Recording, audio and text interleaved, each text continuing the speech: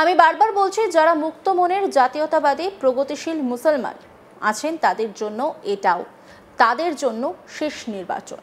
ভাঙড়ে বা ভাঙড় ছাড়িয়ে একটু বেশি দূরে যান, তাহলে ওখানে যে শিক্ষিত মুসলমান পরিবার রয়েছে, আজকে এমন পরিস্থিতি তৈরি হয়েছে তারাও নিজেদের ছেলে মেয়েদের সরিয়ে অন্য কোনো প্রান্তে চলে যাচ্ছেন। 26-এর ভোটের আগে মুসলিমদের উদ্দেশ্যে বড় বার্তা দিলেন শ্রমিক ভট্টাচার্য। তিনি বলছেন জাতীয়তাবাদী মুসলিমদের এটাই শেষ নির্বাচন। কি বলছেন তিনি, শুনবো। আজকে আমরা যে প্রদেশে বসবাস করছি, এখানে যারা আমরা সবাই আছি, এটা শিক্ষিত বাঙালি, প্রগতিশীল বাঙালি বা বাঙালি হিন্দুদের জন্য, বাঙালি আইনজীবীদের জন্য শেষ নির্বাচন।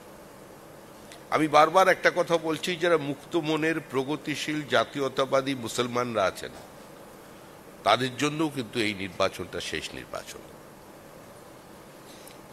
আপনি যদি একটু এগিয়ে ভাঙড়ের দিকে যান বা ভাঙড় ছাড়িয়ে আরেকটু বেশি দূরে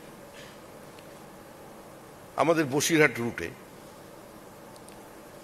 ওখানে যে শিক্ষিত মুসলমান পরিবাররা আছেন না, যারা চান তাদের ছেলে মেয়ে পড়াশুনো করুক, আজকে এমন পরিস্থিতি সৃষ্টি হয়েছে তারাও নিজেদের ছেলে মেয়েদের ওখান থেকে সরিয়ে অন্য কোনো প্রান্তে চলে যাচ্ছেন। শনিবার কলকাতার ন্যাশনাল লাইব্রেরিতে আইনজীবী সমাজের পক্ষ থেকে বঙ্গ বিজেপির নয়া রাজ্য সভাপতির অভিনন্দন সমারোহ অনুষ্ঠান ছিল। আর সেখানে মঞ্চে বক্তব্য রাখতে উঠে শ্রমিকবাবু বলেন, আজকে আমরা যে প্রদেশে বসবাস করছি এটা শিক্ষিত বাঙালি হিন্দুদের জন্য, বাঙালি আইনজীবীদের জন্য শেষ নির্বাচন। আমি বারবার বলছি, যারা মুক্ত মনের জাতীয়তাবাদী প্রগতিশীল মুসলমান আছেন তাদের জন্য এটাও তাদের জন্য শেষ নির্বাচন। ভাঙড়ে বা ভাঙড় ছাড়িয়ে একটু বেশি দূরে যান, তাহলে ওখানে যে শিক্ষিত মুসলমান পরিবার রয়েছে, যারা চান তাদের ছেলেমেয়েরা পড়াশোনা করুক, আজকে এমন পরিস্থিতি তৈরি হয়েছে তারাও নিজেদের ছেলেমেয়েদের সরিয়ে অন্য কোনো প্রান্তে চলে যাচ্ছেন, কারণ মৌলবাদ এগোচ্ছে। শ্রমিক ভট্টাচার্য কি বলেছেন, শুনবো। আজকে আমরা যে প্রদেশে বসবাস করছি, এখানে যারা আমরা সবাই আছি, এটা শিক্ষিত বাঙালি, প্রগতিশীল বাঙালি বা বাঙালি হিন্দুদের জন্য, বাঙালি আইনজীবীদের জন্য শেষ নির্বাচন। আমি বারবার একটা কথা বলছি, যারা মুক্ত মনের প্রগতিশীল জাতীয়তাবাদী মুসলমানরা আছেন তাদের জন্যও কিন্তু এই নির্বাচনটা শেষ নির্বাচন। আপনি যদি একটু এগিয়ে ভাঙড়ের দিকে যান বা ভাঙড় ছাড়িয়ে আরেকটু বেশি দূরে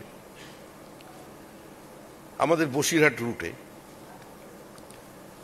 ওখানে যে শিক্ষিত মুসলমান পরিবাররা আছেন না, যারা চান তাদের ছেলে মেয়ে পড়াশুনো করুক, আজকে এমন পরিস্থিতি সৃষ্টি হয়েছে তারাও নিজেদের ছেলে মেয়েদের ওখান থেকে সরিয়ে অন্য কোনো প্রান্তে চলে যাচ্ছেন, কারণ মৌলবাদ এগোচ্ছে।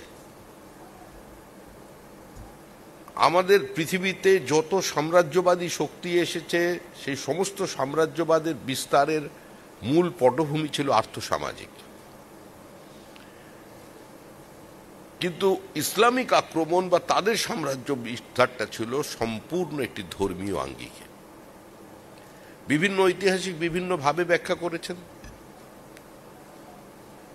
রমেশচন্দ্র মজুমদার বলেছেন, ভারত বিভাগের সবচেয়ে বড় কারণ হলো ভারতবর্ষের রাষ্ট্রনেতাদের হিন্দু মুসলমান সম্পর্কে সম্যক ধারণা না থাকা।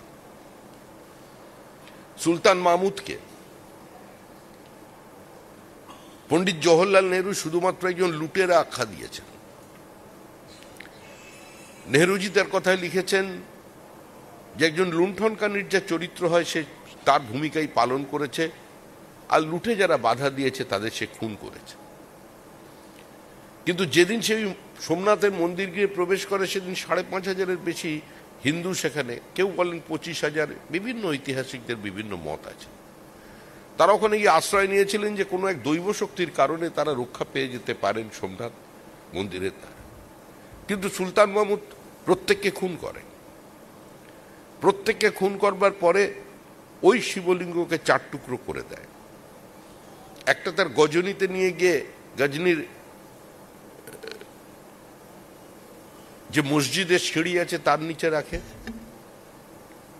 আরেকটা তার খলিফার কাছে পাঠিয়ে দেয়, আর 2টো টুকরো করে সেই 2টো টুকরো চলে যায় মক্কায়। এভাবে দিনের পর দিন ভারতবর্ষ আক্রান্ত হয়েছে। কিন্তু আজ পশ্চিমবঙ্গের নতুন চেহারা দেখা যাচ্ছে। পশ্চিমবঙ্গে যে সমস্ত মসজিদগুলো অতীতে কোনোদিন মন্দির ছিল, আমাদের আইনি পরিভাষায় যেগুলোকে নন লিভিং টেম্পল বলা হয় যেসব মসজিদকে, আজকে তার বাইরে যে গণেশ প্রতিমা আছে নিয়ম করে বছরে দুবার এসে তার উপরে পাথর ছোড়া হচ্ছে।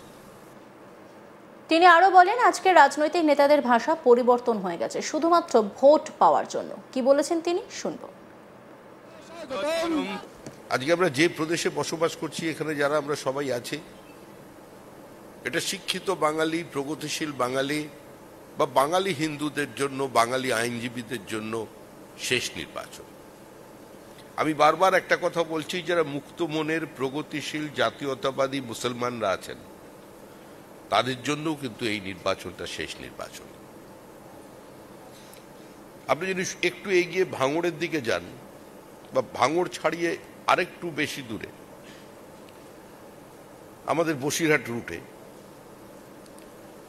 ওখানে যে শিক্ষিত মুসলমান পরিবাররা আছেন না, যারা চান তাদের ছেলে মেয়ে পড়াশুনো করুক, আজকে এমন পরিস্থিতি সৃষ্টি হয়েছে তারাও নিজেদের ছেলে মেয়েদের ওখান থেকে সরিয়ে অন্য কোনো প্রান্তে চলে যাচ্ছেন, কারণ মৌলবাদ এগোচ্ছে। আমাদের পৃথিবীতে যত সাম্রাজ্যবাদী শক্তি এসেছে, সেই সমস্ত সাম্রাজ্যবাদের বিস্তারের মূল পটভূমি ছিল আর্থসামাজিক। কিন্তু ইসলামিক আক্রমণ বা তাদের সাম্রাজ্য বিস্তারটা ছিল সম্পূর্ণ একটি ধর্মীয় আঙ্গিকে।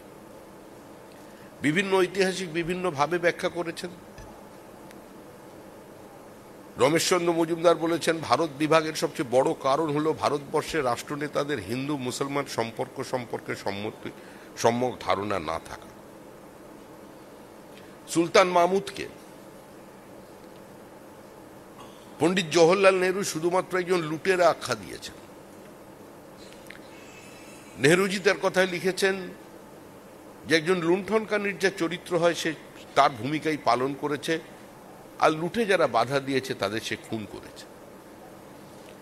কিন্তু যেদিন সেই সোমনাথের মন্দির গিয়ে প্রবেশ করে, সেদিন 5,500-এর বেশি হিন্দু সেখানে, কেউ বলেন 25,000, বিভিন্ন ঐতিহাসিকদের বিভিন্ন মত আছে।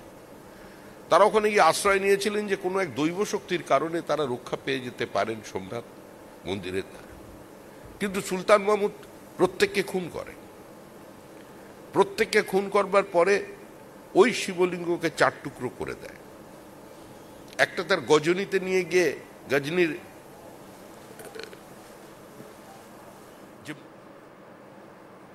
অন্যান্য খবরের আপডেটের জন্য অবশ্যই নজর রাখুন আজ তাক বাংলার ইউটিউব স্ট্রিমিংয়ে। লাইক, কমেন্ট, শেয়ার এবং সাবস্ক্রাইব করতে ভুলবেন না।